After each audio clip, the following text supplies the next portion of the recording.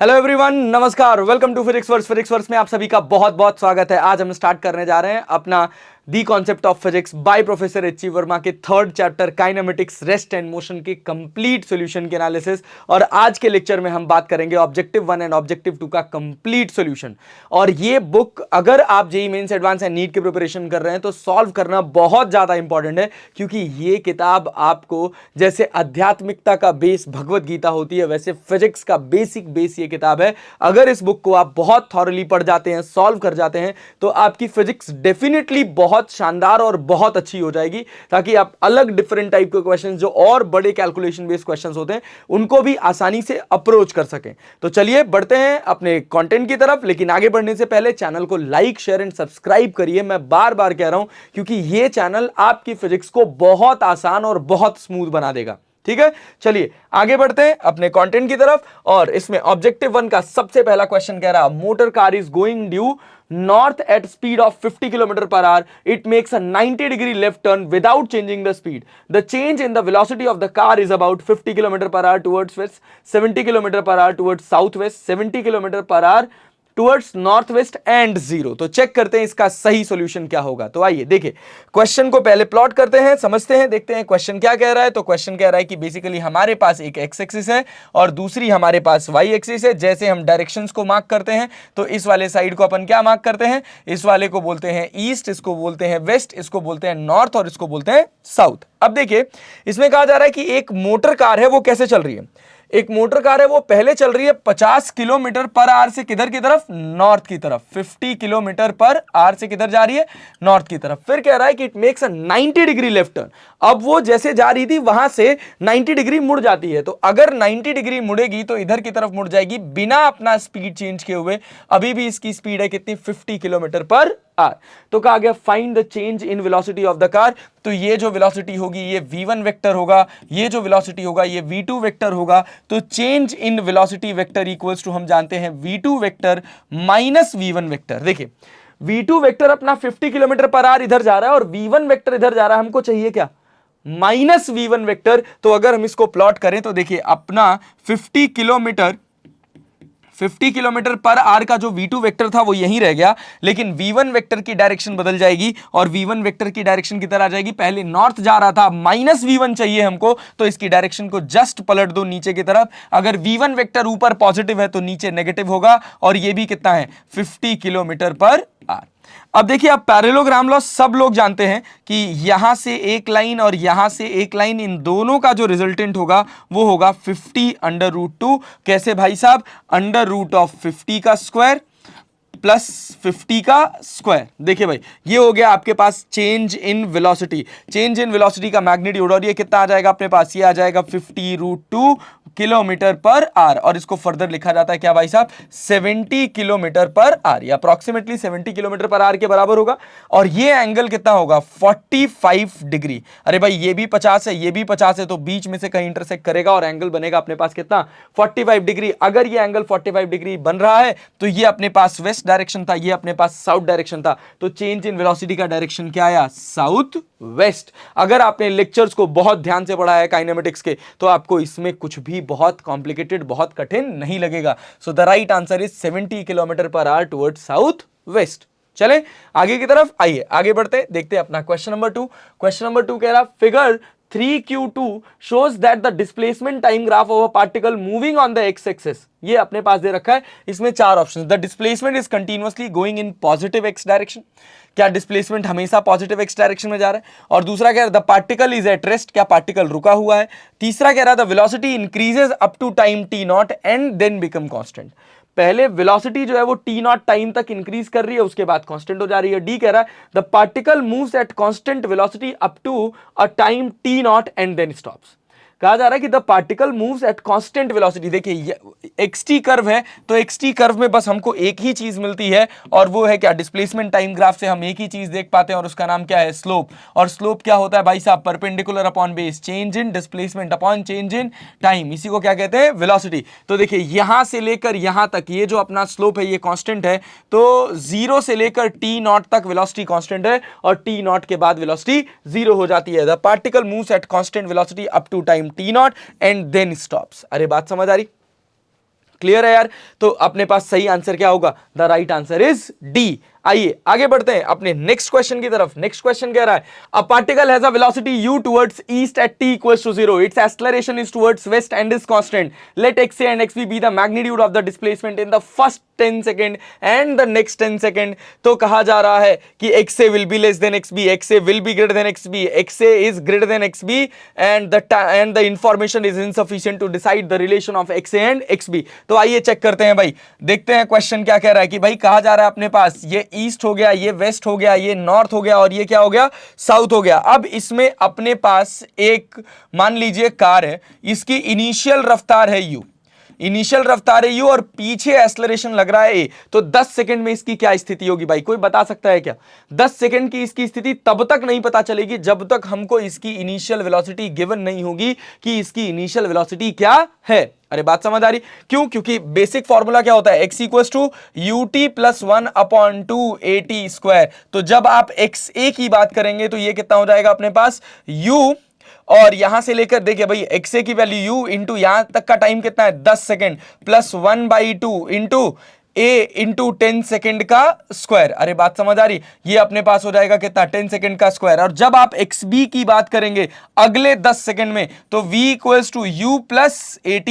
तो ध्यान दीजिए अगले 10 सेकेंड बाद इसकी वेलोसिटी क्या होगी, किधर होगी, ये तभी पता चलेगा जब हमको u और a की वैल्यू गिवन होगी। जब तक u और a हमको पता नहीं होगा तब तक हम इसको कैलकुलेट नहीं कर पाएंगे। तो इसका सही आंसर क्या होगा? D. The information is insufficient to decide the relation of xa and xb। अरे ठीक है, चलिए आगे की तरफ बढ़ते हैं। आइए नेक्स्ट क्वेश्चन देखते हैं। नेक्स्ट क्वेश्चन कह रहा है कि a person travelling on a straight line moves with a uniform velocity v1 for some time and then with uniform velocity v2 for the next equal time, the average velocity v is given as. तो देखिए आपके पास क्या है? Average velocity का basic formula क्या है? v average equals to, आप क्या जानते हैं यार? हम जानते हैं v average equals to total distance, the average velocity displacement upon time. अरे बात समझ आ रही है क्या? तो total displacement upon total time. तो कहा जा रहा है कि ये जो रास्ता है इस रास्ते को वो दो पार्ट में कवर करता है। पहले आधे टाइम तक वो चलता है v1 रफ्तार से और बचे हुए आधे टाइम तक वो चलता है कितनी रफ्तार से? v2। तो मान लीजिए a से लेकर b तक गया, फिर b से लेकर c तक गया, पूरा टाइम।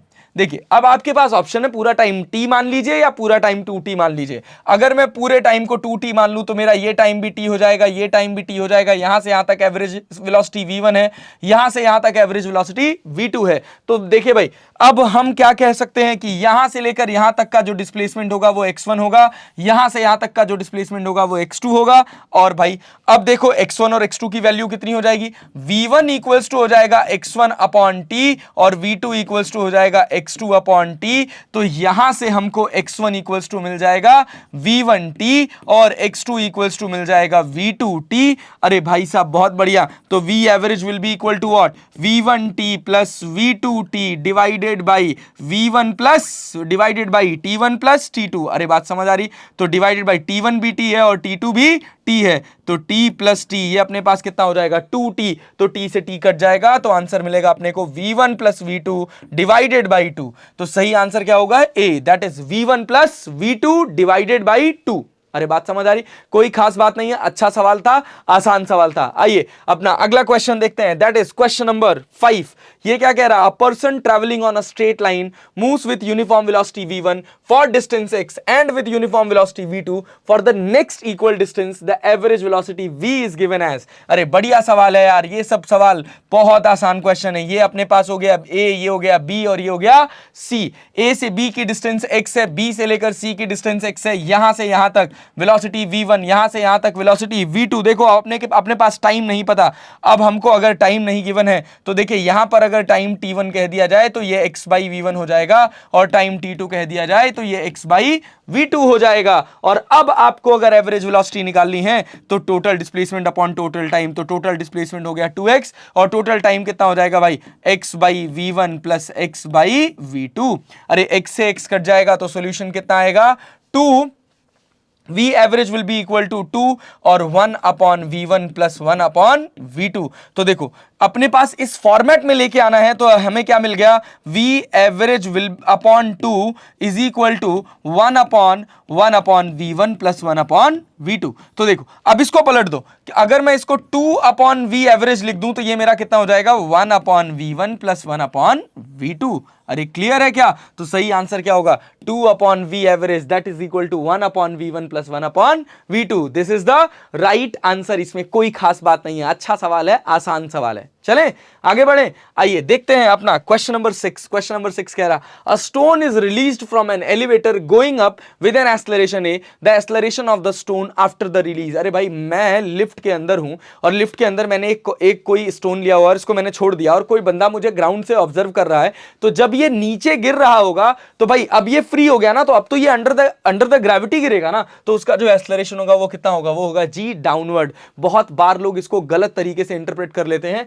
और उनको लगता है कि ये g माइनस ए होना चाहिए डाउनवर्ड। क्यों भाई? क्योंकि लिफ्ट ऊपर जा रही है। अरे भाई वो होगा, बिल्कुल आप सही कह रहे हैं, लेकिन वो उसके लिए होगा जब ऑब्जर्वर कहां बैठा होगा, लिफ्ट के अंदर। अरे बात समझ आ रही? यहां ऐसा कुछ नहीं कहा, तो हम किस फ्रेम में लेके चलेंगे, ग्राउंड के फ्रेम में, और ग्राउंड के फ्रेम में क्या होगा, जी डाउनवर्ड। अरे बात समझ आ रही? चलिए आगे बढ़ते हैं अपने नेक्स्ट क्वेश्चन की तरफ। नेक्स्ट क्वेश्चन, क्वेश्चन नंबर 7 कह रहा है, a person standing near the edge of a top building throws two balls A and B. The ball A is thrown vertically upward and B is thrown vertically downward with the same speed. The ball A hits the ground with speed VA and the ball B hits the ground with speed VB. We have VA is greater than VB, VA less than VB, VA equals to VB. The relation between VA and VB depends upon the height of the building above the ground. आइए समझते हैं question को, समझते हैं question क्या कह रहा है कि अपने पास एक टॉल बिल्डिंग है भाई, इस टॉल बिल्डिंग के ऊपर एक लड़का चढ़ गया, इसने दो बॉल्स फेंकी, एक बॉल इसने v वेलोसिटी से नीचे फेंका, va वेलोसिटी से, क्या कह रहा, हाँ जितनी वेलोसिटी से जो भी मान लो, अगर इसने u वेलोसिटी से नीचे फेंका तो इसको u वेलोसिटी से ऊपर फेंका। तो कहा जब ये जमीन पर गिरेगा तो ये a था, ये b था, इसकी वेलोसिटी होगी va और इसकी वेलोसिटी होगी vb। अरे बात समझ आ रही? कहा गया VA और VB में कौन बड़ा होगा, क्या दोनों बराबर होंगे, और क्या ये इस बात पे डिपेंड करेगा कि बिल्डिंग की हाइट कितनी है।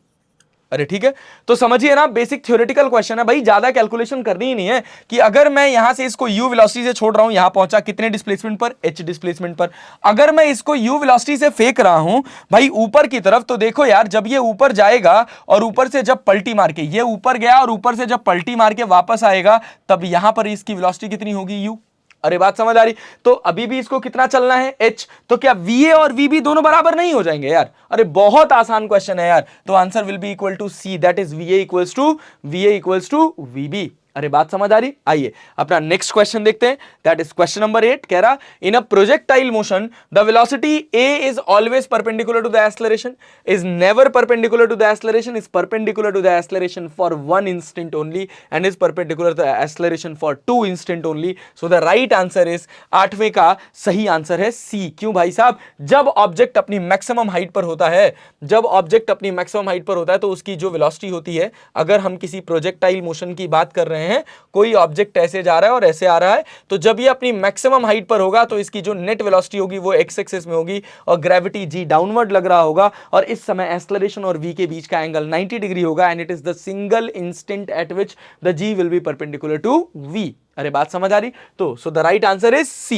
आइए आगे बढ़ते हैं अपने नेक्स्ट क्वेश्चन की तरफ, that is question number 9। Question number 9 कह रहा है कि 2 bullets are fired simultaneously horizontally with different speeds from the same place, which bullet will hit the ground first. अरे बात समझ आ रही? अरे भाई बहुत आसान सवाल की भाई, यहां से अगर हमने एक हाइट से मान लो एक बुलेट फायर करी और 2 bullets are fired simultaneously horizontally, दोनों को हॉरिजॉन्टली फायर करा गया, दोनों की वेलोसिटी अलग है, एक की UA है और एक की VB है, भाई दोनों का क्या अलग अलग होगा और क्या सेम होगा? देखो यहां पर UA की भी y एक्सिस में वेलोसिटी कितनी है, 0 है, UB की भी जो y एक्सिस में वेलोसिटी है वो कितनी है, 0 है। अगर दोनों की y एक्सिस में वेलोसिटी 0 है, डिस्प्लेसमेंट ये y एक्सिस में h जा रहा है, तो दोनों को नीचे पहुंचने में कितना समय लगेगा, √2h/g। तो दोनों का टाइम ऑफ फ्लाइट, दोनों का का टाइम ऑफ फ्लाइट सेम होगा। बस फर्क क्या होगा कि जिसकी रफ्तार ज्यादा होगी वो दूर जाके गिरेगा, जिसकी रफ्तार कम होगी वो पहले ही गिर जाएगा। अगर मैं यहां से, इन्होंने बुलेट फेंका, अगर मैं यहां से एक छोटा सा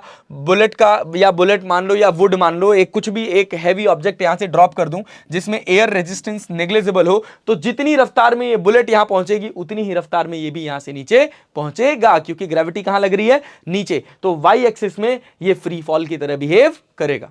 अरे बात समझ आ रही? तो दोनों सिचुएशन में बोथ विल रीच साइमल्टेनियसली, दोनों साथ ही ग्राउंड पर गिरेंगे। अरे बात समझ आ रही? चले आगे बढ़े। नेक्स्ट क्वेश्चन, क्वेश्चन नंबर 10 कह रहा है the range of a projectile fired at angle 15 degree 50 metre if it is fired with the same speed at an angle of 45 degree its range will be. तो हम range का formula जानते हैं क्या भाई साहब? U square sine 2 theta divided by G. U की value कितनी दे रखी है? नहीं पता। रेंज पता है 50 मीटर। कब? जब एंगल कितना जा रहा है अपने पास? 15 डिग्री। तो U square by G sine 30 हो जाएगा, 15 मल्टीप्लाइड बाई 2 आपके पास साइन 30 हो जाएगा। साइन 30 की वैल्यू होती है 1/2। तो यू स्क्वायर बाई जी आपको कितना मिल गया? That is equal to 100। अरे बात समझ आ रही? यू स्क्वायर बाई जी की वैल्यू आपको 100 मिल गई। बहुत बढ़िया। अब देखिए अगर एंगल 45 डिग्री हो गया तो R dash that is equal to U square by sine 90 हो जाएगा एंड डिवाइडेड बाई जी हो जाएगा। साइन 90 की वैल्यू हो जाती है अपने पास 1।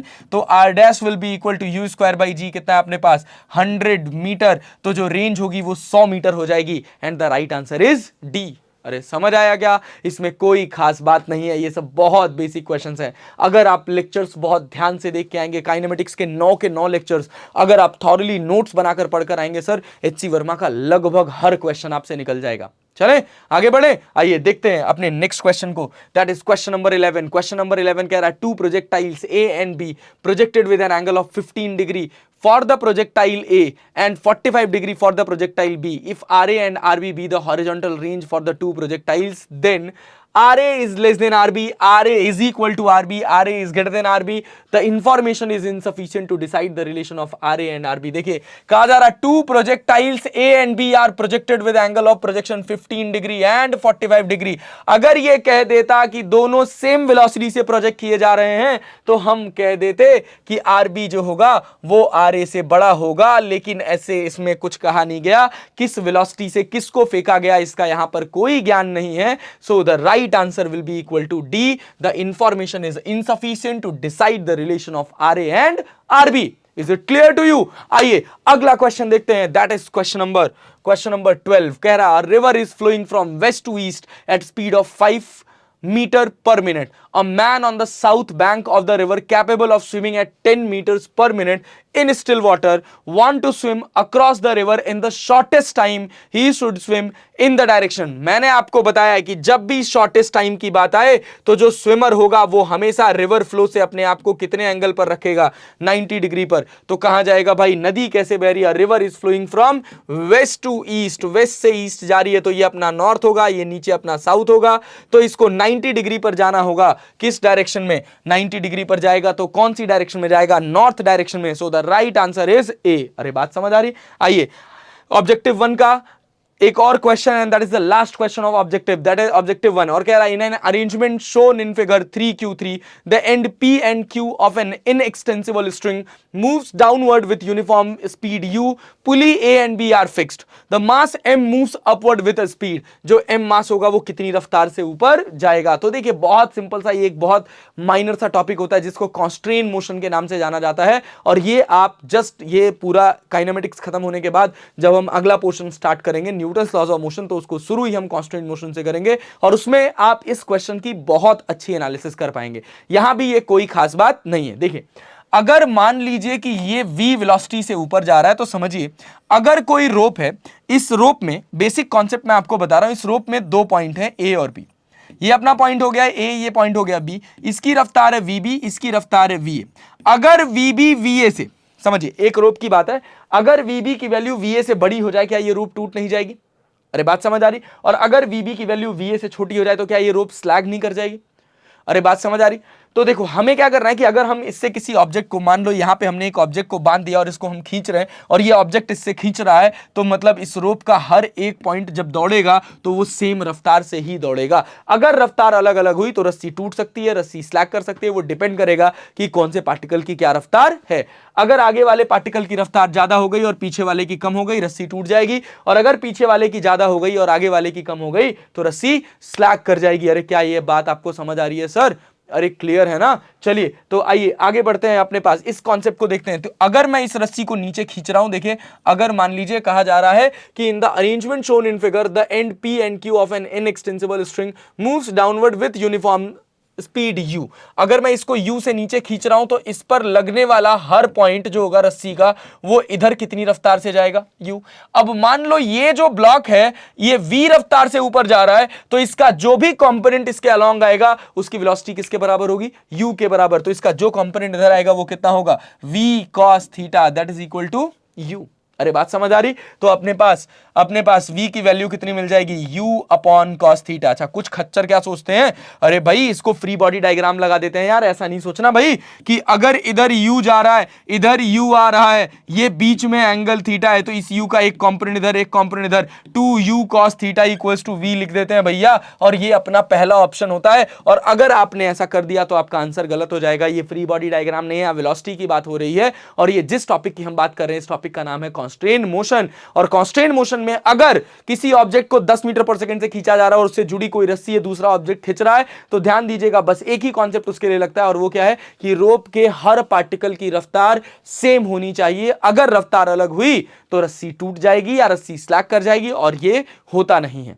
अरे बात समझ आ रही है? इस पूरे फिनोमेना में ये कहीं आपको देखने को नहीं मिलेगा। This is called as constrain motion. ये था ऑब्जेक्टिव 1 का एक अच्छा क्वेश्चन। चलें आगे बढ़े, आइए देखते हैं ऑब्जेक्टिव 2 की तरफ। ऑब्जेक्टिव 2 कह रहा है क्वेश्चन नंबर 1 कि consider the motion of the tip of the minute hand of a clock in 1 hour. एक घंटे में आपको देखना है क्या, motion of the tip of the minute hand. अरे भाई सिंपल, एक घंटे में जहां से चली वहीं पहुंच गई तो डिस्प्लेसमेंट इज 0। दूसरा कह रहा है द डिस्टेंस कवर्ड इज 0। अरे भाई डिस्टेंस कवर कैसे 0 हो सकता है यार, डिस्टेंस कवर 0 नहीं होगा भाई, डिस्टेंस तो कवर करा ना sir 2 pi R. The average speed is 0। भाई डिस्टेंस कवर हुआ, टाइम लगा, तो एवरेज स्पीड भी 0 नहीं हो सकती। अच्छा दूसरा कह रहा है the average velocity is 0 and we know that average velocity equals to change in position और डिस्प्लेसमेंट अपॉन टाइम। और अगर डिस्प्लेसमेंट 0 है तो वेलोसिटी भी 0 होगी। इसमें कोई खास बात नहीं है, इसमें कोई भी बड़ी कहानी नहीं है। आइए आगे बढ़ते हैं अपने नेक्स्ट क्वेश्चन पर, दैट इज क्वेश्चन नंबर 2। कह रहा a particle moves along the X axis as x equals to अरे भाई बहुत ही अच्छा क्वेश्चन है ये, x equals to u t minus 2 second plus a into t minus 2 second square. कह रहा the initial velocity of the particle is u, the acceleration of the particle is a, the acceleration of the particle is 2a, at t equals to 2 second the particle is at the origin. देखो भाई t equals to 2 second रखो, अगर x 0 आ गया तो भाई ये d वाला option सही हो जाएगा। तो देखो यहां पे t इक्वल्स टू 0 रखोगे, 2 में से 2 जाएगा तो 0 बचेगा, और यहां भी 2 में से 2 जाएगा तो कितना होगा, 0 होगा, तो x की वैल्यू 0 आ जाएगी, मतलब d ऑप्शन तो सही हो गया। ठीक, अब देखिए अब अपने पास दे रखा है x equals to u into T minus 2 second, अरे बात समझ आ रही, plus a into T minus 2 का स्क्वायर। अरे ठीक है यार पक्का।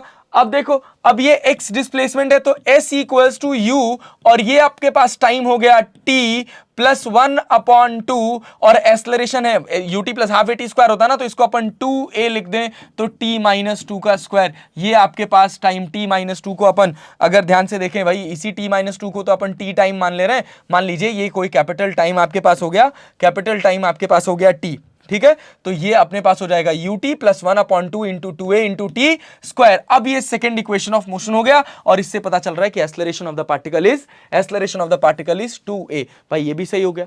चलो तो ये सही हो गया तो बी गलत हो जाएगा। अच्छा एक ही बात, the initial velocity of the particle is u, कह रहा है initial velocity of the particle is u। अगर t की वैल्यू तुम 0 रखोगे तो s equals to ut plus half A T square में अगर मैं t की वैल्यू 0, यहां t की जगह 0 रख रहा हूं, तो ये अगर मेरा 0 आया, अरे बात समझ आ रही, समय सुनने पर तभी इनिशियल वेलोसिटी 0 होगी, अदरवाइज इनिशियल वेलोसिटी 0 नहीं होगी। अरे ठीक है भाई। अच्छा इसको करने का एक और तरीका है, इसको चाहो तो एक बार डिफरेंशिएट कर दो, dx बाई dt करोगे तो क्या मिलेगा, v equals to u plus 2a into T minus 2 second. अरे बात समझ आ रही? तो अब यहां पे अगर मैं t को 0 रखूं और मेरा आंसर u आ जाए तो मैं मान लूंगा कि मेरी इनिशियल वेलोसिटी u थी। अगर मैं t को 0 रखूंगा तो v क्या मिलेगा मुझे? u माइनस 4a मिलेगा। तो इससे पता चला कि मेरी initial velocity 0, initial velocity u नहीं है। अरे समझ आया क्या? अगर मेरी इनिशियल वेलोसिटी u नहीं है तो भैया ए ऑप्शन भी गलत हो जाएगा। अरे समझ आया क्या? चलिए आइए आगे बढ़ते हैं। नेक्स्ट क्वेश्चन कह रहा है pick the correct statement. Pick the correct statement. Correct statement क्या है? The average speed of a particle in a given time is never less than the magnitude of average velocity. बहुत बढ़िया, A option is सही। क्यों भाई साहब? Average speed क्या होता है? Rate of change of distance होता है, और एवरेज वेलोसिटी क्या होता है? Rate of change of displacement होता है भाई। तो जब डिस्प्लेसमेंट डिस्टेंस से बड़ा नहीं हो सकता तो एवरेज स्पीड जो है वो एवरेज वेलोसिटी से छोटा नहीं हो सकता। अरे समझ आया? बहुत सिंपल आंसर, क्लियर है ना यार? अगर डिस्प्लेसमेंट छोटा होगा डिस्टेंस से, या डिस्प्लेसमेंट डिस्टेंस के बराबर हो सकता है, तो बहुत मैक्सिमम सिचुएशन ये है कि एवरेज वेलोसिटी और एवरेज स्पीड बराबर हो जाएं, बट एवरेज वेलोसिटी कभी एवरेज स्पीड से ज्यादा नहीं हो सकती। अरे ठीक है, चलिए आगे बढ़ते हैं। नेक्स्ट क्वेश्चन इसी का बी पार्ट कह रहा है it is possible to have a situation in which mod of d v vector by dt is not equal to 0 but d by dt of mod of v vector equals to 0। आइए इसका मतलब समझते हैं। इसका मतलब क्या है? dv वेक्टर बाई dt का मॉड, और अपने पास दूसरा क्या है? d by dt of v vector का मॉड। अरे भाई इन दोनों में क्या डिफरेंस है? ये क्या कहलाता है? ये कहलाता है rate of change of velocity, और ये क्या कहलाता है? Rate of change of speed. इसको बोलते हैं rate of change of speed. अरे बात समझ आ रही? और ऊपर वाले को क्या बोलेंगे? इसको बोलेंगे rate of change of velocity. अरे बात समझ आ रही? कहा जा रहा है क्या ऐसा पॉसिबल है कि rate of change of velocity change हो समय के साथ लेकिन स्पीड समय के साथ चेंज ना हो? तो बिल्कुल हम एक कंडीशन जानते हैं जिसको कहा जाता है uniform circular motion. Uniform circular motion में हर पॉइंट पर अगर वेलोसिटी की बात करी जाए, यहां भी v है, यहां भी v है, यहां भी v है, यहां भी v है, लेकिन हर जगह डायरेक्शन अलग अलग है तो वेलोसिटी अलग अलग होगी, लेकिन स्पीड यहां भी v है, यहां भी v है, यहां भी v है, यहां भी v है, हर जगह स्पीड सेम है। तो B will be the right answer. अरे समझ आया क्या? अच्छा बहुत बढ़िया। सी पढ़ते हैं। The average velocity of a particle is 0 in a time interval. It is possible that the instantaneous velocity never 0 in the time interval. The average velocity of the particle is 0। अरे भाई देखो यहां पर अगर t इक्वल्स टू 0 पे था और फिर घूम के यहीं पहुंचा तो टोटल डिस्प्लेसमेंट कितना हुआ? 0 हो गया भाई। अगर टोटल डिस्प्लेसमेंट 0 हो गया तो एवरेज वेलोसिटी 0 हो गई क्या? लेकिन हर इंस्टेंट पर भी वेलोसिटी 0 है क्या? नहीं, हर इंस्टेंट पर वेलोसिटी 0 नहीं है। हर इंस्टेंट पर वेलोसिटी, इंस्टेंटेनियस वेलोसिटी नेवर 0। किसी भी इंस्टेंट पर वेलोसिटी 0 नहीं है, लेकिन average velocity of the particle is 0 in a complete circular motion. एक कंप्लीट सर्कुलर मोशन में नेट एवरेज वेलोसिटी 0 हो जाती है बट इंस्टेंटेनियस वेलोसिटी 0 नहीं है। तो C is also the right answer. आइए डी की बात करते हैं। डी कह रहा है the average velocity of a particle moving on a straight line is 0 in a time interval. It is possible that the instantaneous velocity is never 0 in the time interval. The average velocity of the particle moving on a straight line is 0. Average velocity 0 आया in a time interval. It is possible that the instantaneous velocity is never 0 in the time interval. अरे भाई infinite acceleration are not allowed, ये ध्यान देना है। तो भैया अगर स्ट्रेट लाइन में चल रहे हो और जो तुम्हारे पास एवरेज वेलोसिटी आ रही है वो 0 आ रही है, तो वो कैसे आ सकती है कि ऑब्जेक्ट आगे गया हो, पलटी मार के वापस आया हो, जहां पलटी मारेगा वहां पर इंस्टेंटेनियस वेलोसिटी 0 जरूर होगी। तभी ये पॉसिबल होगा कि the average velocity of a particle moving on a straight line is 0। अरे बात समझ आ रही? जहां से चला वहीं पहुंचा। अगर जहां से चला वहीं पहुंचा तो मतलब एक जगह से उसने स्ट्रेट लाइन में पलटी मारी, जिस जगह से पलटी मारी उस जगह पर इसकी इंस्टेंटेनियस वेलोसिटी क्या होगी? 0। So D will be the wrong answer. अरे कितने शानदार क्वेश्चंस हैं यार ये एच.सी. वर्मा के। ये आपके कॉन्सेप्ट को कितना स्ट्रांग बनाते हैं यार। और लोग पता नहीं क्या क्या बुक के बारे में बोलते हैं, कितनी पुरानी किताब है, लिखी गई है, तब से कुछ बदला नहीं गया, बहुत पैटर्न चेंज हो गए। अरे हम फिजिक्स पढ़ रहे हैं, हमको पैटर्न से क्या लेना देना यार, हमको तो कॉन्सेप्ट से मतलब है। इतने शानदार कॉन्सेप्ट बिल्डिंग और आपको किसी भी बुक में इतनी सिस्टमेटिक तरह से इतने कम कंटेंट के साथ नहीं मिलने वाली है। So please it's a humble request कि solve this book in a very nice fashion if you are going in class 11th और आपने ड्रॉप करके इसको पूरी तरह से फिजिक्स को जेईई मेंस एडवांस या नीट के प्रिपरेशन के लिए अगर आपने फिजिक्स को बहुत सॉलिड करना है तो ये किताब आपको लगानी ही लगानी है भाई। ये किताब बहुत शानदार है, इससे अच्छी मार्केट में कोई फिजिक्स की किताब नहीं है। आप जहां भी पढ़ते हैं वहां के मॉड्यूल्स लगाइए, लेकिन उनको लगाने से पहले ये बुक को एकदम प्रायोरिटी बेसिस पर रखिए। ये प्रायोरिटी पर रखिए, अगर आपको ये आ गई तो आपके मॉड्यूल्स के क्वेश्चन आपसे बहुत आसानी से अप्रोच होने लग जाएंगे। ठीक है, चलिए आगे बढ़ते हैं अपने नेक्स्ट क्वेश्चन की तरफ। नेक्स्ट क्वेश्चन क्या कह रहा है? An object may have varying speed without having varying velocity without having varying speed, non-zero acceleration without having varying velocity and non-zero acceleration without having varying speed। चलिए एक एक को ब्रेक करते हैं। पहला कह रहा हूं varying speed without having varying velocity। अरे भाई velocity नहीं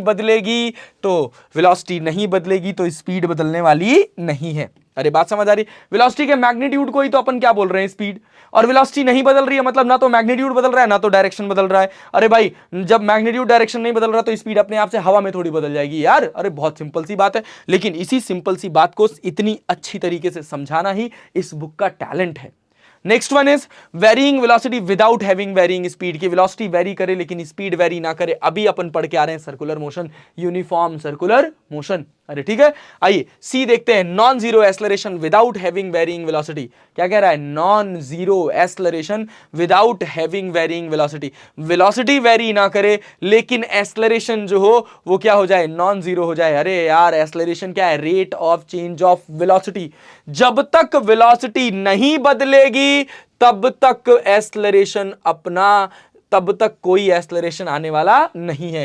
कह रहा विदाउट हैविंग वेरिंग वेलोसिटी। अरे वेरिंग वेलोसिटी के बिना एक्सेलरेशन मिलना पॉसिबल नहीं है, तो ये भी अपना सही आंसर नहीं होगा। डी क्या कह रहा है? Non zero acceleration without having varying speed. अरे बिल्कुल भैया, सर्कुलर मोशन में क्या है? एक्सेलरेशन की डेफिनेशन क्या है? Rate of change of velocity. और वेलोसिटी तो हर इंस्टेंट पे बदल रही है यार। और अगर वेलोसिटी हर इंस्टेंट पर बदल रही है तो यहां पर एक्सेलरेशन आता है, एटलीस्ट एक रेडियल एक्सेलरेशन आता है जिसको सेंट्रीपिटल एक्सेलरेशन के नाम से जाना जाता है। अरे बात समझ आ रही है क्या? तो अगर वेलोसिटी चेंज हो रही है तो ये जरूरी नहीं है कि स्पीड भी चेंज हो, लेकिन अगर वेलोसिटी चेंज हो रही है तो एक्सेलरेशन आएगा ही आएगा, ये 100% श्योर है। तो non zero acceleration without having varying speed सही होगा। अरे ठीक है भाई, वेलोसिटी बदले इससे स्पीड बदले ये जरूरी नहीं है, इसी पर हम पीछे बात करके आए हैं। लेकिन अगर वेलोसिटी बदल रही है तो एक्सेलरेशन आएगा ही आएगा। अरे बात समझ आ रही? तो सिंपल सी बात है कि अगर स्पीड ना बदले तो क्या एक्सेलरेशन आ सकता है? बिल्कुल आ सकता है यार। स्पीड नहीं बदलने का मतलब ये थोड़ी है कि वेलोसिटी नहीं बदलेगी। वेलोसिटी का डायरेक्शन बदला तो मतलब वेलोसिटी बदली। सो इसमें बी और डी जो होगा वो राइट आंसर होगा। आइए देखते हैं next question number 5, mark the correct statement of the particle on a straight line if the velocity and acceleration have opposite sign, the object is slowing down। अरे very बढ़िया यार, बहुत अच्छा, 100% फिक्स, ऐसा होगा ही होगा। वेलोसिटी इधर है, एक्सेलरेशन पीछे लग रहा है, तो ये वेलोसिटी क्या होगी? घटेगी भाई। अगर घटेगी तो ऑब्जेक्ट जो है वो स्लो डाउन होगा। ठीक है, पहला आंसर सही। दूसरा कह रहा if the position and the velocity have opposite sign the particle is moving towards the origin and it is a very nice question.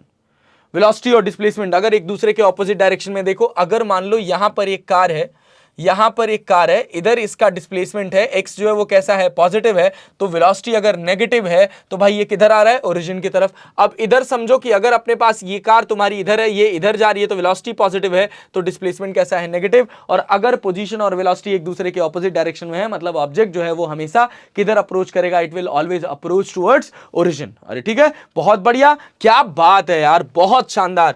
Next, C, if the velocity is zero at an instant, the acceleration should also be zero at that instant। ऐसा जरूरी नहीं है, अगर हम किसी object को ऊपर फेंकते हैं तो ये अपनी मैक्सिमम हाइट से पलटी मार के नीचे आता है, but acceleration due to gravity zero नहीं होती है। तो C जो है वो सही आंसर नहीं है। तो D कह रहा है if the velocity is zero for a time interval, the acceleration is zero at any instant within the time interval। अरे भाई वेलोसिटी जीरो है फॉर अ टाइम इंटरवल, और जब वेलोसिटी जीरो है भाई तो चेंज इन वेलोसिटी में कोई चेंज ही नहीं हुआ तो एक्सेलरेशन क्या होगा, तो एक्सेलरेशन जीरो होगा। If the velocity is zero for a time interval the acceleration is zero at any instant with in the time interval. बहुत बढ़िया, अरे बात समझ आ रही, तो इसका डी आंसर भी सही होगा। अगर वेलोसिटी चेंज नहीं हुई मतलब वेलोसिटी जीरो है तो भाई एक्सेलरेशन भी क्या होगा, जीरो ही होगा।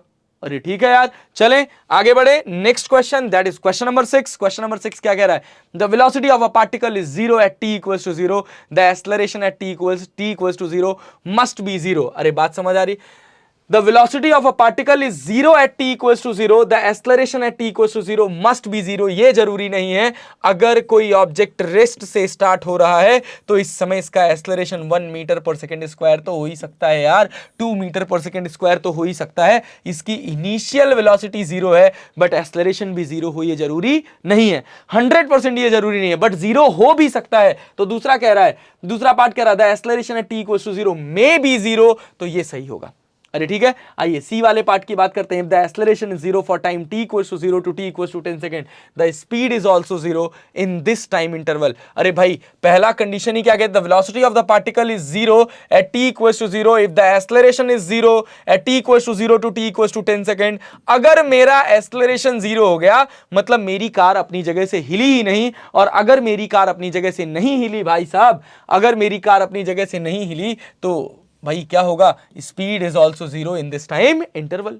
अरे ठीक है, अच्छा डी कह रहा है if the speed is zero from t equals to zero to t equals to 10 second the acceleration is also zero in this interval. अरे भाई स्पीड जीरो होने का मतलब ऑब्जेक्ट जहां है वहीं पड़ा हुआ है, तो एक्सेलरेशन जो होगा, acceleration is zero in this time interval. अरे समझ आया क्या, तो देखो सी बी सही हो गया, if the acceleration is zero from t equals to zero to t equals to 10 second the speed is also zero in this interval, ये भी सही हो गया। और डी कह रहा है if the speed is zero from t equals to zero to t equals to 10 second the acceleration is also zero in this interval, तो ये भी आपका सही आंसर हो गया।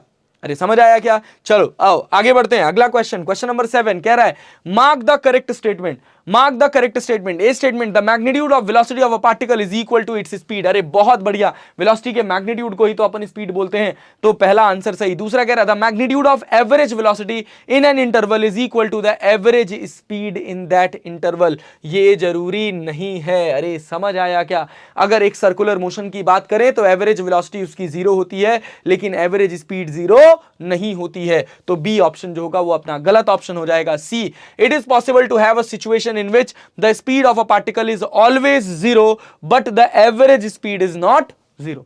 It is possible to have the situation in which the speed of a particle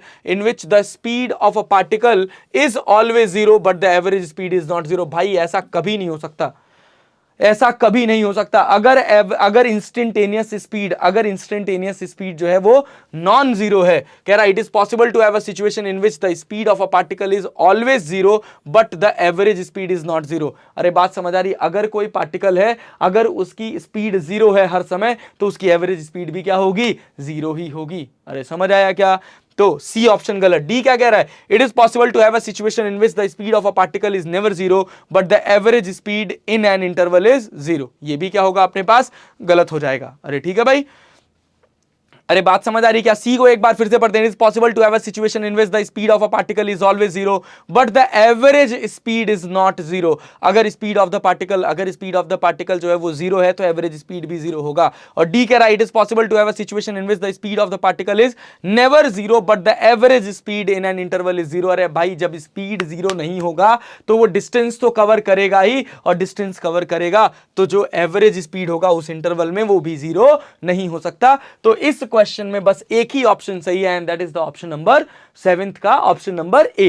अरे ठीक है, आइए अगला क्वेश्चन देखते हैं। अगला क्वेश्चन कह रहा है क्वेश्चन नंबर 8 कह रहा है the velocity plot for a particle moving on a straight line is shown in figure 3q4। कह रहा था particle has a constant acceleration, obvious सी बात है इसका जो स्लोप है वो हर जगह सेम है तो भाई एक्सेलरेशन कांस्टेंट होगा। वेलोसिटी टाइम ग्राफ की बात करते हैं तो change in velocity upon change in time acceleration होता है, और डिवाइड करने से अगर अपने को कुछ मिले, y बाई एक्स करने से अपने को कुछ मिले तो उसके लिए अपन क्या देखते हैं, स्लोप, और हर जगह इसका स्लोप सेम है तो इसका एक्सेलरेशन भी हर जगह कांस्टेंट ही होगा। The particle has never turned around. अरे भाई देखो यहां वेलोसिटी कैसी थी, पॉजिटिव थी, घटते घटते घटते घटते जीरो हो गई और जीरो के बाद नेगेटिव हो गई, मतलब ऑब्जेक्ट आगे गया और पलटी मार के वापस आया। अरे बात समझ आ रही, the particle has never turn around, तो ये गलत हो जाएगा, पार्टिकल मुड़ा है। अरे समझ आया। दूसरा कह रहा the particle has zero displacement, the particle has zero displacement. अरे बात समझ आ रही, देखो अगर यहां तक बात करी जा रही है तो पार्टिकल का डिस्प्लेसमेंट, अगर ये 20 सेकंड की बात करते तो देखो भाई v और t को वेलोसिटी इनटू टाइम करने से अपने को डिस्प्लेसमेंट मिलता है, और मल्टीप्लाई करने से अगर अपने को कुछ मिले तो उसके लिए अपन देखते हैं क्या, अगर हमको मल्टीप्लाई करने से कुछ मिले तो उसके लिए हम क्या देखते हैं भाई, तो उसके लिए हम देखते हैं एरिया। तो भाई अगर 20 सेकंड की बात करता तो ये एरिया और ये एरिया बराबर होता है, एक पॉजिटिव दूसरा नेगेटिव, तो डिस्प्लेसमेंट जीरो होता। बट ये एक्स्ट्रा एरिया है तो जो डिस्प्लेसमेंट होगा पार्टिकल का वो नेगेटिव होगा इस ग्राफ से, the particle has zero displacement, ये भी गलत हो जाएगा। डी कह रहा the average speed in the interval 0 to 10 second is same as the average speed in the interval 10 to 20 second.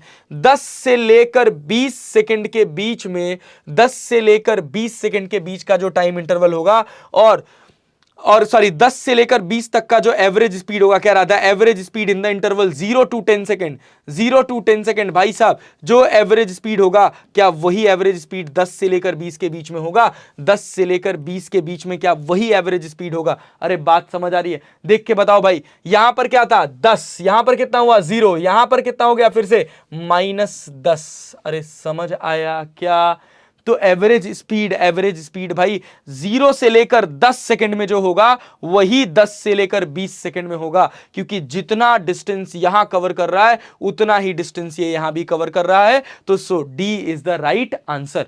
अरे समझ आया क्या, डिस्टेंस अपॉन टाइम होता है। देखो ये एरिया जो होगा, अगर मैं इसको यहां प्लॉट करके दिखाऊं आपको, तो देखिए ये अपना 10 सेकंड है, t इक्वल्स टू 10 सेकंड, इधर कहीं अपना t इक्वल्स टू 20 सेकंड है, और 20 सेकंड पर ये वैल्यू जो है ये अपने पास कितनी है 10 मीटर पर सेकंड है, और ये वैल्यू जो है वो -10 मीटर पर सेकंड है। तो जब हम स्पीड की बात करते हैं तो एरिया हमारा चाहे नीचे हो चाहे ऊपर हो, दोनों एरिया पॉजिटिव ही रहता है, डिस्टेंस निकालते समय एरिया नेगेटिव नहीं होता। तो देखो भाई यहां पर अगर तुम v एवरेज निकालोगे तो distance that is area under the curve divided by time, तो डिस्टेंस कितना हो जाएगा भाई, डिस्टेंस 1/2 इंटू बेस की वैल्यू कितनी हो गई, बेस की वैल्यू 10, हाइट की वैल्यू 10 डिवाइडेड बाय टाइम कितना लगा 10, इससे ये कट जाएगा तो ये 2 5 10 तो आ जाएगा 5 मीटर पर सेकेंड। अरे बात समझ आ रही। अच्छा नीचे देखें तो ये भी वही एरिया है, तो यहां भी एवरेज स्पीड जो आएगी वो आएगी 5 मीटर पर सेकेंड, तो अपना डी आंसर सही होगा। अरे समझ आया क्या, चलिए आइए आगे बढ़ते हैं अपने next question, that is question number 9। कह रहा है figure 3Q5 shows the position of a particle moving on x-axis as a function of time, the particle has come to rest 6 times। देखिए अपने पास डिस्प्लेसमेंट टाइम ग्राफ है, देखिए कितनी बार slope zero हो रहा है। एक्सटी ग्राफ में बस एक ही चीज हम देख सकते हैं और वो है स्लोप, और जितनी बार स्लोप जीरो हो रहा है उतनी बार वेलोसिटी जीरो होगी। तो एक बार यहां स्लोप जीरो हुआ, एक बार यहां हुआ, एक बार यहां हुआ, यहां हुआ, यहां हुआ और यहां हुआ। कितनी बार हुआ टोटल, 1 2 3 4 5 6। बहुत बढ़िया, A is the right answer. अरे समझ आया। आइए अगला बी कह रहा था maximum speed is at t equals to 6 second, 6 second पर जो स्पीड होगी वो मैक्सिमम होगी। ये जरूरी नहीं है, क्योंकि जहां स्लोप मैक्सिमम होगा वहां पर स्पीड मैक्सिमम होगी, और इसके नीचे स्लोप इससे ज्यादा है, तो यहां पर स्पीड मैक्सिमम नहीं होगी, तो बी अपना सही आंसर नहीं होगा। सी कह रहा है the velocity remain positive from t equals to 0 to t equals to 6 second. अरे यार देखो वेलोसिटी के लिए अपन स्लोप देखते हैं, और यहीं पर स्लोप नेगेटिव हो गया तो मतलब वेलोसिटी तो यहीं शुरुआत से ही वेलोसिटी नेगेटिव हो गई, तो सी भी अपना सही आंसर नहीं होगा। डी क्या कह रहा है the average velocity for the total period shown is negative, हम कुछ भी नहीं कह सकते, तो डी भी जो अपना होगा ये भी गलत आंसर होगा। अरे ठीक है यार, देखो भाई कैसे the average velocity for the total period of time, यहां से लेकर यहां तक वेलोसिटी नेगेटिव है, फिर यहां पॉजिटिव है, फिर यहां नेगेटिव है, फिर यहां पॉजिटिव है, फिर यहां नेगेटिव है, फिर इस हिस्से में, इस बड़े से हिस्से में ज्यादा देर तक पॉजिटिव है, फिर यहां पर नेगेटिव है। अरे बात समझ आ रही। तो जब तक आपको एग्जैक्ट डेटा नहीं दिया होगा तब तक आप इस पर कमेंट नहीं कर पाएंगे। अदरवाइज ग्राफ देखकर मैं बताऊं इस हिस्से में पॉजिटिव है, इस हिस्से में पॉजिटिव है और इस बड़े से हिस्से में पॉजिटिव है, तो ओवरऑल जो एवरेज वेलोसिटी आनी चाहिए वो पॉजिटिव आनी चाहिए, बट इससे अभी हम कुछ बहुत सफिशिएंट डेटा नहीं निकाल सकते। अरे बात समझ आ रही, कोई सफिशिएंट डेटा नहीं है इसमें जिससे हम प्रॉपर कैलकुलेशन कर सके, तो अपने पास सही आंसर हो जाएगा ए। And this is the last question of objective 2 and is a very nice question. ठीक, आइए देखते हैं ये क्वेश्चन क्या है। ये एच.सी. वर्मा का 10वां सवाल, ये एच.सी. वर्मा का 10वां सवाल सबसे शानदार क्वेश्चन है काइनेमेटिक्स का, काइनेमेटिक्स रेस्ट एंड मोशन का, ऑब्जेक्टिव्स के फॉर्म में। कह रहा है कि the acceleration of a particle as seen from the two frames S1 and S2 have equal magnitude 4 metre per second square. दो फ्रेम्स है अपने पास, एक फ्रेम हो गया ये, मान लो ये हो गया अपने पास x1 फ्रेम XYZ। यहां से हमने किसी ऑब्जेक्ट को देखा, इसका जो मैग्नीट्यूड, एक्सेलरेशन का मैग्नीट्यूड नजर आया वो 4 मीटर पर सेकंड स्क्वायर नजर आया। दूसरे फ्रेम से हमने देखा S2 फ्रेम से, तो भाई इसका S2 फ्रेम से जब हमने देखा तो भी इसका एक्सेलरेशन का मैग्नीट्यूड कितना नजर आया, 4 मीटर पर सेकंड स्क्वायर नजर आया। बस मैग्नीट्यूड की बात हो रही, डायरेक्शन की बात नहीं हो रही। ठीक, कह रहा है the acceleration of a particle as seen from two frames S1 and S2 have equal magnitude 4 metre per second square. अरे बात समझ आ रही? तो कह रहा है the frames must be at rest with respect to each other, the frames may be moving with respect to each other but neither should be accelerated with respect to each other. The acceleration of S2 with respect to S1 may either be 0 और 8 metre per second square. The acceleration of S2 with respect to S1 may be anything between 0 and 8 metre per second square. तो शुरू करते हैं हम लोग relative acceleration से। S1 से मैंने इसको देखा तो मुझे इसका मैग्नीट्यूड कितना नजर आया, 4 metre per second square. S2 से देख रहा हूं तब भी कितना नजर आ रहा है, 4 मीटर पर सेकंड स्क्वायर। अब इसको समझने के लिए अगर मैं ऑब्जर्वर हूं तो मैं अपने आप को इसी फ्रेम, इसी ऑब्जेक्ट के ऊपर बिठा लेता हूं। अगर मैं इस ऑब्जेक्ट के ऊपर बिठा लूं तो मुझे S1 फ्रेम का जो एक्सेलरेशन नजर आएगा वो भी 4 metre per second square magnitude नजर आएगा, और S2 फ्रेम का जो एक्सेलरेशन नजर आएगा वो भी 4 मीटर पर सेकंड स्क्वायर नजर आएगा। तो acceleration of S1 will be equal to 4 metre per second square and acceleration of S2 will also be 4 metre per second square. अरे बात समझ आ रही? तो देखो यार, समझने वाली बात यह है कि अब क्या कि अगर मैं ऑब्जेक्ट से बैठ के देख रहा हूं तो मुझे AS1 इधर मिला, मुझे AS2 इधर मिला, इन दोनों का मैग्नीट्यूड बराबर है, इनके बीच का एंगल थीटा है भाई। AS1 AS2 4 है भैया, ये मेरा हो गया क्या, ये मेरा हो गया नेट एक्सेलरेशन। नेट एक्सेलरेशन कितना होगा भाई? तो नेट एक्सेलरेशन की बात अगर हम करेंगे तो ये किसके बराबर आएगा, ये किसके बराबर आएगा, AS1 square plus AS2 square plus 2 into AS1 AS2। अरे बात समझ आ रही? AS1 AS2, अरे कॉस थीटा, समझ आया क्या? अब देखो ये जो नेट एक्सेलरेशन है ये मैक्सिमम कब होगा, नेट एक्सेलरेशन मैक्सिमम कब होगा, जब थीटा की वैल्यू 0 डिग्री हो जाए। और ये मिनिमम कब होगा, जब थीटा की वैल्यू कितनी हो जाए, जब थीटा की वैल्यू कितनी हो जाए भाई, ये थीटा की वैल्यू 180 डिग्री हो जाए। तो देखो भाई, अगर मैं थीटा को 0 मान लूं, अगर मैं थीटा को 0 मान लूं तो मेरा जो नेट एक्सेलरेशन मिलेगा वो कितना मिलेगा, वो हो जाएगा 4 का स्क्वायर प्लस 4 का स्क्वायर। और यहां पर cos 0 की वैल्यू कितनी हो जाती है अपने पास, cos 0 की वैल्यू हो जाती है 1, तो ये हो जाएगा अपने पास 2 इंटू 4 स्क्वायर। अरे समझ आया? तो ये अपने पास आ जाएगा कितना, 8 मीटर पर सेकेंड स्क्वायर। अरे ठीक है, ये कितना आ गया अपने पास, 8 मीटर पर सेकेंड स्क्वायर। अच्छा बहुत बढ़िया, अगर थीटा की वैल्यू 180 डिग्री हो जाए तो हमको जो नेट एक्सेलरेशन मिलेगा वो कितना हो जाएगा, वो हो जाएगा भाई 4 square plus 4 square minus 2 into 4 square, और 4 स्क्वायर ये सब कट जाएगा और आंसर कितना आ जाएगा, 0। अरे समझ आया क्या? अगर मेरा नेट एक्सेलरेशन 0 आ रहा है और कितना आ रहा है, और कितना आ रहा है, 8 मीटर पर सेकेंड स्क्वायर आ रहा है, तो वो किस पर आ रहा है, थीटा इक्वल्स टू 0 पर, थीटा इक्वल्स टू 180 डिग्री पर। अगर मेरा थीटा 0 से लेकर 180 के बीच में रहा, अगर मेरा थीटा 0 से 180 के बीच में रहा तो जो मेरा एक्सेलरेशन होगा वो 0 से लेकर 8 मीटर पर सेकेंड स्क्वायर के बीच में वेरी करेगा। तो the acceleration of S2 with respect to S1 may be anything between 0 and 8 metre per second square. D is the right answer. और देखते हैं, तो सी तो गलत हो गया भाई, 0 और 8 यही दो नहीं हो सकते। बहुत बार हम ऐसे गलत इंटरप्रिटेशन कर लेते हैं। हम इस फ्रेम को जब 1 डायमेंशनल मोशन में रख के सोचते हैं, तो जब भी आप 1 डायमेंशनल मोशन में रख के सोचोगे तो या तो 0 मिलेगा या तो 8 मिलेगा। बट 2 डायमेंशनल मोशन में आ जाएंगे, जब मोशन इन अ प्लेन में आ जाएंगे तो वही एक्सेलरेशन आपका 0 से लेकर 8 के बीच में वेरी करेगा। अरे बात समझ आई क्या आपको? अच्छा, बी कह रहा the frames may be moving with respect to each other but neither should be accelerated with respect to each other, ये भी नहीं हो सकता। ए कह रहा है the frames must be at rest with respect to each other. अरे समझ आया क्या? क्या जो होगा अपने पास फ्रेम्स एक दूसरे के रिस्पेक्ट में रेस्ट में होंगे, ये भी जरूरी नहीं है। तो इसका बस एक ही आंसर सही है and that is the answer number D. यहां खत्म होता है हमारा ऑब्जेक्टिव 1 एंड ऑब्जेक्टिव 2। आपसे नेक्स्ट वीडियो में मिलेंगे एक्सरसाइजेस के सॉल्यूशन पर। ठीक है, तब तक के लिए इसको समझिए, सॉल्व करिए और अपनी पढ़ाई को बहुत मजबूती से आगे बढ़ाइए, because you are preparing for one of the most toughest exam of India. चाहे जेईई मेंस हुआ, एडवांस हुआ, चाहे नीट हुआ, सब अपने में बहुत कठिन है। अरे ठीक है, सबके बस कठिनाई का स्तर अलग अलग है। If you are preparing for JEE mains advance तो आपको क्वेश्चंस थोड़े अच्छे मिलेंगे, और अगर आप नीट के लिए प्रिपेयर कर रहे हैं तो आपको बहुत सारे क्वेश्चन सही करने पड़ेंगे।